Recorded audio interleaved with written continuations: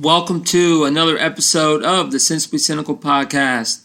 My name, of course, is Sean, and today's guest is Dolores Gibbs. She is the founder of Stone Street Entertainment in the DMV area, which is Washington, D.C., Maryland, and Virginia. This is an awesome interview. Everyone, please check them out. I will post the link of Stone Street in the show notes, and let's just get to it. Here it is, my interview with Dolores Gibbs. Okay, everybody, I have a very special guest with me on the line. She is the founder of Stone Street Entertainment there in the DMV area. Dolores, how are you doing? I'm doing great. How are you? Appreciate you reaching out to me. Thank you. You know, I'm always trying to get the word out about what we're doing. Yeah, so talk about what you started with Stone Street. Well, as we talked about earlier, I worked for the federal government. I did 38 years with the FBI. And once I retired, I knew I wanted to do something with music because through schooling, I grew up playing the French horn and the E-flat horn. So I wanted to do something with the music scene, but my mother said, no, you need to get a job. Mm-hmm. So once I finished doing what she wanted me to do, I said, now it's time for me to do what I want to do. Mm-hmm. And that started the vision of, I always wanted to own a nightclub. And I knew that, you know, that's kind of a risky business. So I thought the best way to do would be become a promoter and just host concerts. And then it turned into concerts and events because I started doing other things outside of the concert. What's it all about? Like, start from the beginning. So it first started off, I was managing a blues singer from West Virginia. And one of my good friends put us in touch with each other. And the person said, look, you need to meet this lady. She can really sing her butt off. And I think the two of you could do some great things. So I invited her from West Virginia to the D.C. area. And I drove her all over the city to like open mics. Yep. Within weeks, we were in Memphis and she was competing at the International Blues Challenge with a local D.C. band. And they did pretty well. They didn't win, but they did pretty well. But that kind of opened the light, and I thought, you know what? I want to host events, and I want to do something that's going to really help and showcase the talent that most people don't see. You know, there's always that mainstream artist, the Beyonce, you know, you'll get all the limelight, so to speak. And I really wanted to do something that not only allowed me to showcase local talent and national talent with kids in school. So I started doing that. So I started talking to the lady. Her name is Lady D. She's a blues singer. And I said, I'm going to start my own company. If I do it, I want to do it the right way. So I became an LLC, and then the rest was history. And so she said, well, what are you going to name it? Now, this is the fun part. So I got thinking, what am I going to do for a name? So we, kept throwing out different names. She threw names. And then I kicked a stone. And I said, what about Stone Street? And then I pulled out my phone and I Googled Stone Street, which happens to be a street in the financial district of Manhattan. Oh, we are talking about sidekicks off air, you know. So, you were... I came up with the name and I thought that's perfect. And one thing led to another. So then I went to a couple of my neighbors and I said, I'm getting ready to start an entertainment company. And I said, I'm going to need some help. And they said, count me in. So I have a neighbor to the left who's part of the company and a neighbor to the right who's part of the company. We're all federal executive, retirees. Right. And we've been together since 2016 hosting concerts and events. Where's your geographic locations? I'm very open-minded with the areas in which I do things. I started off in Waldorf, which is Southern Maryland, Waldorf, Maryland. And once I got there, I got the opportunity to do a happy hour with the Courtyard Marriott. I was hosting Sunday, Jazz and Blues Sundays, which wasn't just jazz and blues. I was featuring all genres of music from rock, blues, rhythm, R&B, soul, and I just started bringing different local artists. I would go into the city at night, and I would listen to different artists that I would find either on Instagram or by word of mouth. They'd say, check out this artist, And that's what I would do every weekend, and sometimes during the week. I just drive around the city to different places listening to talent. For those that don't know what that is, that's Washington, D.C., Maryland, and Virginia. Yes, the nation's capital. Yeah. Home of the what you got? The Nationals, the Washington football team. I saw the article that you sent me. It says you're a lover of music. Now, what's that encapsulate for you? Like, what is it about music that speaks to you? Everything about music. Just to give you a taste, when people come to my whole house is decorated with nothing but music, art.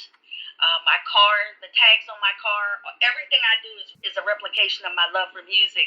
And I'm that girl, when I travel for the agency, I would always make sure that I would find a place that have music. I've just grew my parents listened to all genres of music. Growing up in West Virginia, I was very blessed because I got to hear country, bluegrass, folk music.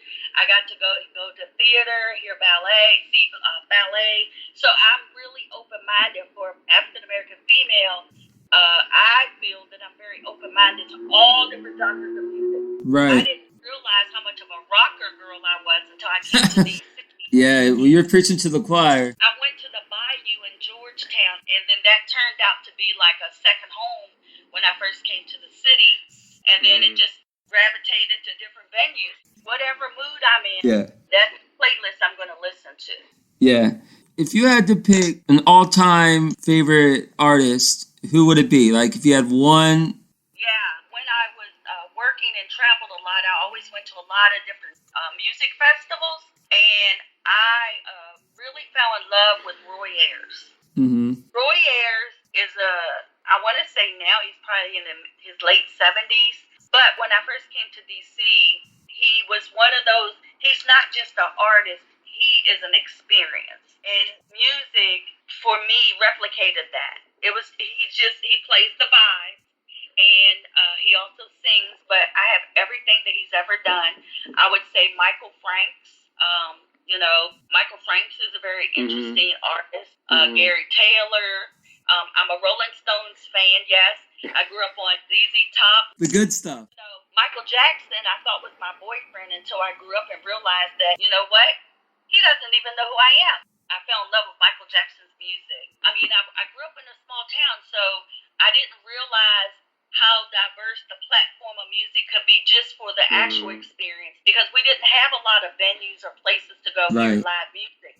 So, yeah, it was kind of like it opened up a Pandora's box for me, and it was hard to be in a very straight, narrow federal agency and to be the artsy, creative person that I am with music. So what I like about music is it transforms like race. Like, music is music. I don't care if it's green, yellow, if the person, is good, they're good, you know what I mean?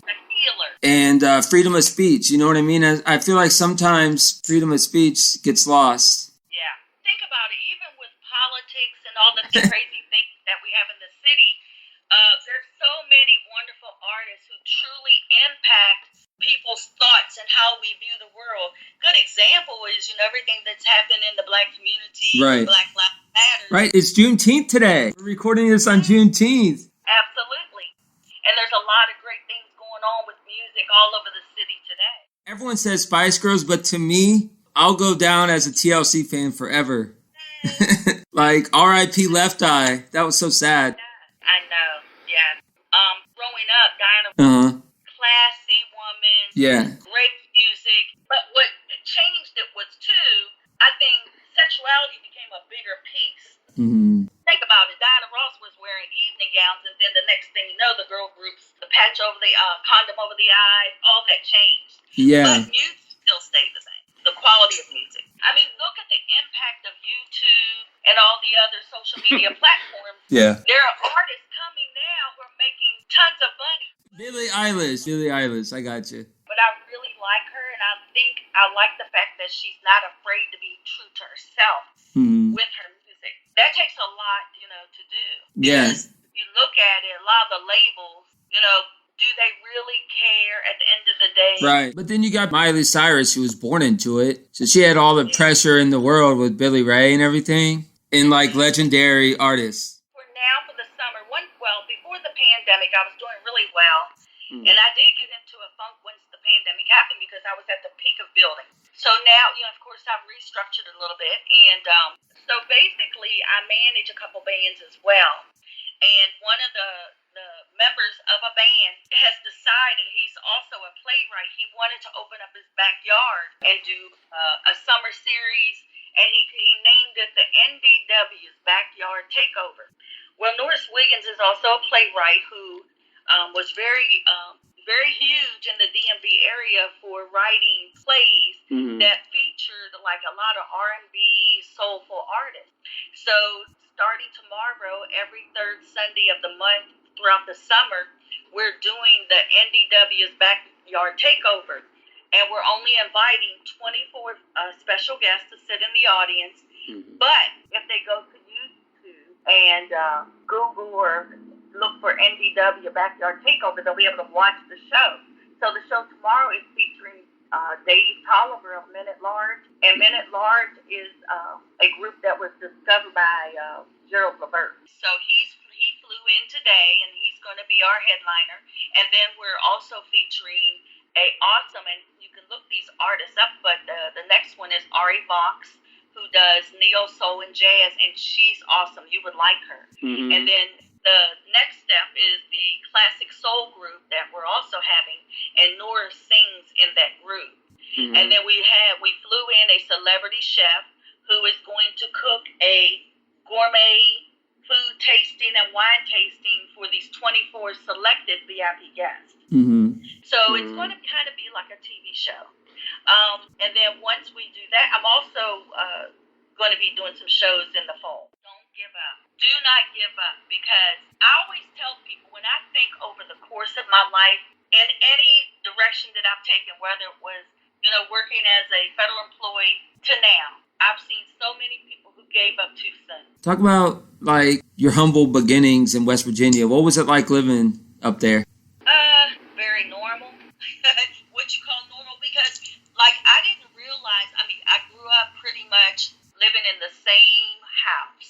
And I didn't realize how great that was until I came to the city and moved all over the DMV. Just trying to find a place where I wanted to feel comfortable. So I didn't realize that was a big deal to be able to live in the same house until I left home at 18. But now people rarely do that. They never stay in the same house. And I didn't realize how important that was or how interesting that was. To wake up, I went to school with all the same people from first grade all the way till I was 18. How many people can say that?